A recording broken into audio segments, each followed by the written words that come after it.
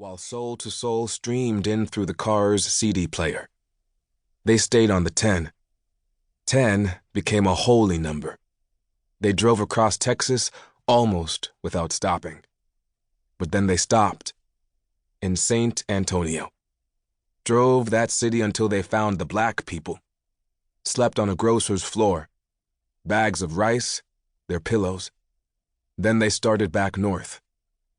"We got to avoid Louisiana," Gary said to her, "and Mississippi." It had been a mission until Texas. A sacred thing. A quest. After San Antonio, the road was all Eloise dreamed. The long road unstopping. They were driving into hell, it felt like. It was getting closer to winter, and yet they were getting hotter. They abandoned the 10, took I-35 to meet St. Marcos, avoided Dallas, followed an off-road just to sight some water called Palestine. Then up and up into Arkansas. The sign to a city read, Hope. Eloise held on to that image. The next stop was supposed to be Charlotte. Then they would decide. North to New York or south to Miami. Either way, a boat ride to paradise. But then the rain. 2. Back on that first night in Los Angeles, they had stayed on the couch of a dark-skinned pastor. A Baptist, Eloise supposed, though it was never said. "An orphan like me," Gary told her, "but found his way through God, missioned on me when the voices got nasty." The two of them slept on the pastor's couch together, like children, brother and sister. Only they weren't brother and sister. Could never pass for that. And they weren't children. Why people opened their doors to them, perfect strangers, was strange to Eloise. Perhaps they could see her special gift. Perhaps it was as Gary said, that black people wanted to watch out for them. A white woman and a black man in love. But she didn't love him. Not then. "We can stay here," she'd whispered that night. His body was clothed, but still she could feel the awe of him. "I don't mind waiting here until the dust clears. A week or two.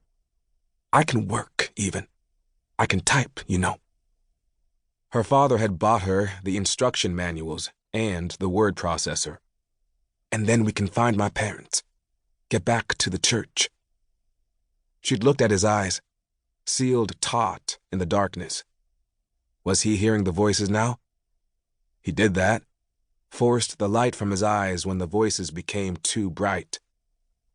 "Ellie," Gary said, his lids softening and then opening. Now looking right at her and so close. "The dust is never going to clear. Isn't that what you said? We stay in the ark until the dove flies away." It was true. She herself had indeed said that. That night, among the angels, he covered his ears with the palms of his hands and whispered to himself. She was pressed against his body and heard every word. "Leave me. Leave me go." And she knew better than to say anything. Sometimes just her voice made it worse for him. In the morning, the pastor woke them with fried ham sandwiches and smiled at them both as though they were his generous hosts and not the other way around.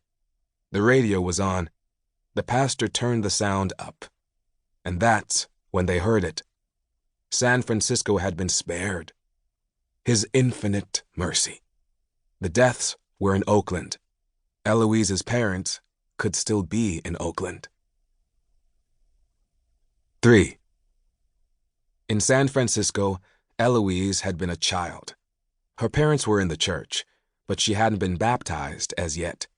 Still, at the morning services, they prayed for the saving of San Francisco and Oakland because of her vision. They prayed that the cities would move away from sin because of what she had revealed. Her parents went to Oakland weekly. Oakland was their special obligation, their missionary work. There was a time when Eloise had wanted to go with them, but her mother said no.